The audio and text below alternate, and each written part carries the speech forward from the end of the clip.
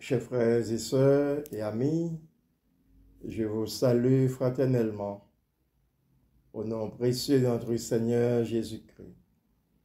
Je veux profiter de cette occasion pour vous souhaiter la bienvenue au nom du district des îles sous le vent.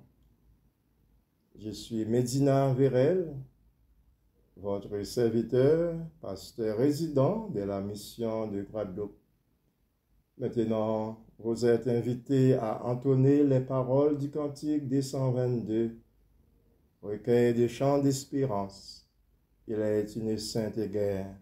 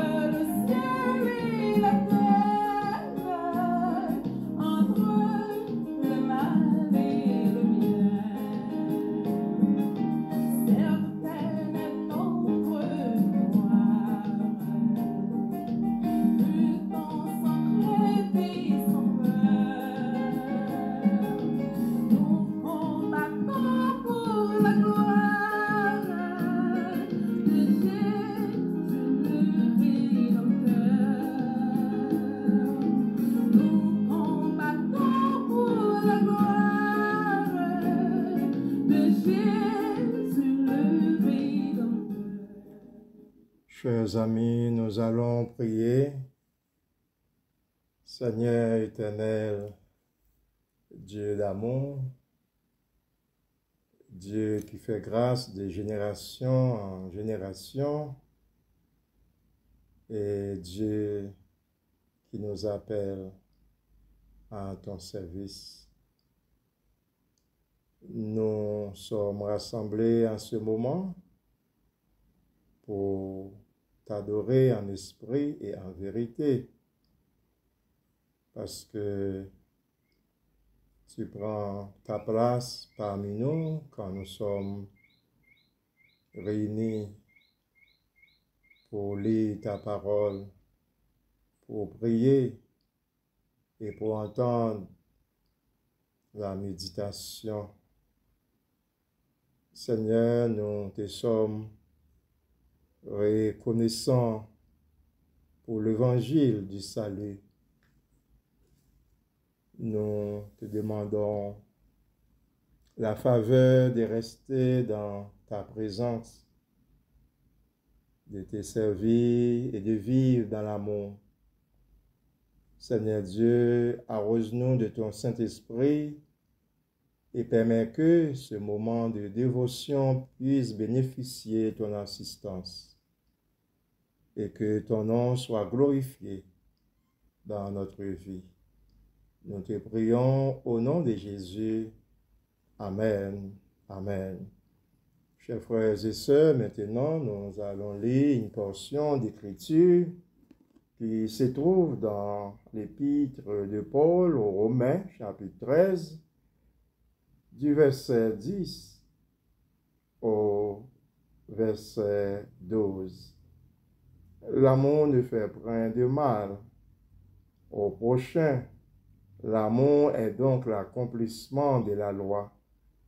Cela importe d'autant plus que vous savez en quel temps nous sommes.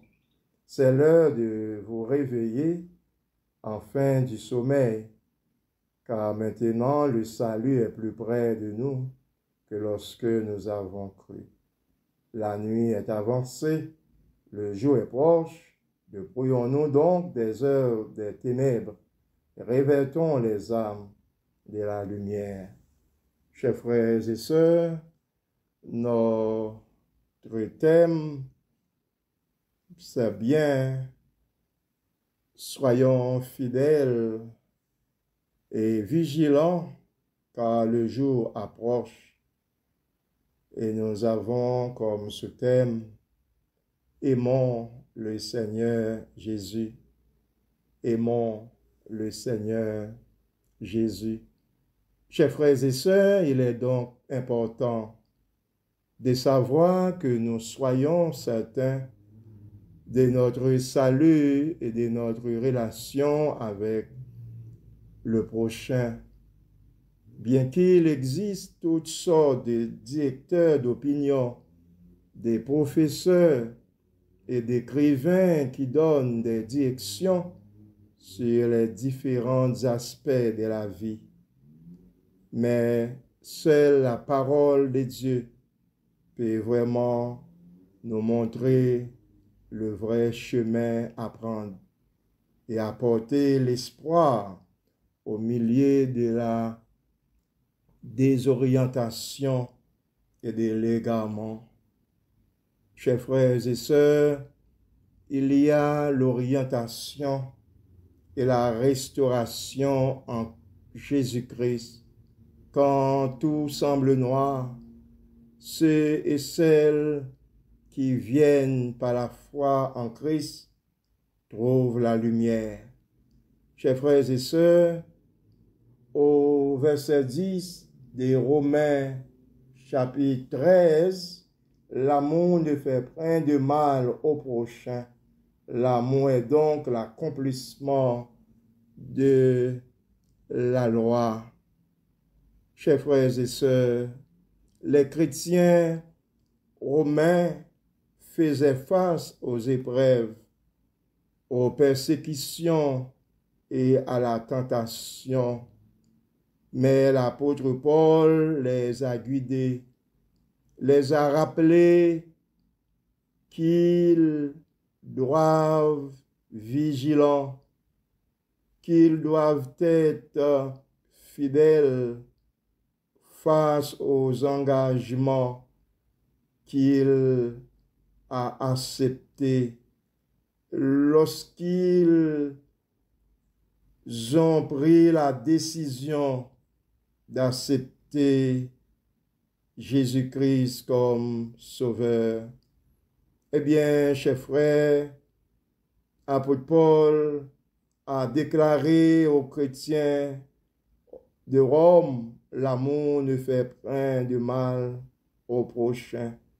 C'est une façon pour que l'apôtre rappelle aux chrétiens de Rome, même s'ils vivent parmi les gens qui pratiquent l'égocentrique, qui renient l'amour de Dieu, qui n'ont pas de place dans les cœurs pour Dieu, pour le prochain, mais eux doivent aimer Dieu de tout son cœur, de toute son âme et de toute sa pensée. Chers frères et sœurs, ce que nous devons savoir, le chrétien a pour obligation d'aimer le bien, c'est-à-dire avoir l'amour pour Dieu. Dans Jean 4, verset 8, nous lisons, « Celui qui n'aime pas n'a pas connu Dieu, car Dieu est amour. » L'apôtre Paul a parlé au nom de Dieu pour dire l'amour fraternel entre le chrétien est le reflet de l'amour divin. À la croix, Dieu a donné son Fils pour le salut des pécheurs. Car vous vous rappelez, bien sûr, que le salaire du péché, c'est la mort selon Romains 6 et verset 23. Mais le don gratuit de Dieu, c'est la restauration, c'est la vie éternelle. Chers frères et sœurs, Dieu attend que les chrétiens de Rome témoignent la dimension de l'amour en faisant ce qui est juste et honnête. À travers la Bible, nous trouvons Marie de Magdala qui s'est distinguée par son amour pour Jésus, nous avons d'autres personnes qui ont fait preuve de leur consécration à Dieu. Elles se sont consenties de grands sacrifices pour manifester leur amour pour le Seigneur. Dignement, chers frères et sœurs, Jésus nous invite à l'aimer et à donner de l'amour à notre prochain. Nous ne vivons pas pour nous-mêmes, centrés sur nous-mêmes, mais montrons notre amour pour lui en livrant notre vie à lui. Rappelons-nous que Dieu est amour, que celui qui est né de Dieu porte les caractères de Dieu. Laissons répandre l'amour dans votre cœur, dans notre cœur, car le jour approche. Préparons-nous pour recevoir Jésus. Encore, chers frères et sœurs, là où il y a de l'amour, le mal est disparu. Là où il y a l'amour, il y a la joie. Là où il y a l'amour, il y a la réconciliation. Là où il y a l'amour, il y a la paix. Là où il y a l'amour, il y a la vie. Là où il y a l'amour, il y a espoir. Chers bien-aimés, mettez-vous prêts pour recevoir Jésus. Il est à votre porte. Il est à notre porte. Prions le Seigneur. Seigneur Jésus, que ton nom soit béni et exalté. Merci Seigneur. Ta parole nous invite à réfléchir sur notre vie chrétienne, à savoir ce que nous devons faire et chercher à comprendre comment nous devons vivre dans l'amour pour toi, de regarder notre attitude d'esprit afin de prendre toutes les dispositions possibles pour éviter les mauvaises actions, pour vivre dans la paix, dans l'amour avec notre prochain. Seigneur Dieu, aide-nous à faire mieux de jour en jour, à garder notre esprit et notre cœur pur pour que nous soyons donc fidèles et vigilants sur notre marche avec toi dans l'amour. Amen. Amen. Et recevons la bénédiction, que la grâce de notre Seigneur Jésus-Christ, l'amour de le Père et la communion de l'Esprit Saint reste et demeure sur chacun de nous, dès à présent et pour toujours. Amen. Amen.